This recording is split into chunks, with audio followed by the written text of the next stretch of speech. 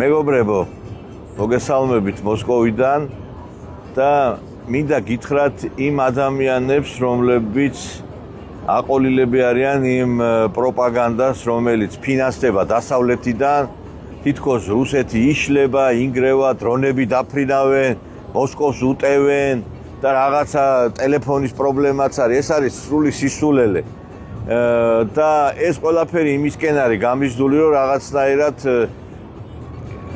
რეაბილიტაცია მოახდინონ იმ მარცხის, რომელსაც განიცდის დღეს კიევის რეჟიმი ზელენსკის ხელმძღვანელობით.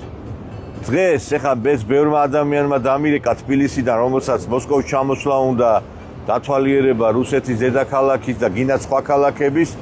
აი ხა მე მოსკვა რეკაზე ვსეირნობ კატერით და მცირე კატარღი და უნდა გითხრათ, რომ აი აქ ეს არის ნამდვილი ედემი რუსეთი და მოსკოვი განსაკუთრებით, სადაც უამრავ რამეს ნახავთ.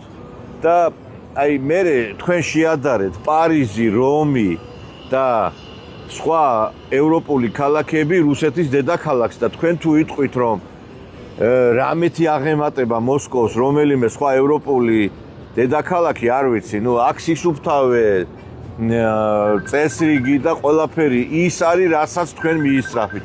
შენდება რუსეთი, შენდება ამ შენებლობებიც ეხა ხედავთ აგერ რომ მიმდინარეობს და უნდა გითხრათ, რომ ეს არის ნამდვილი მუზეუმი.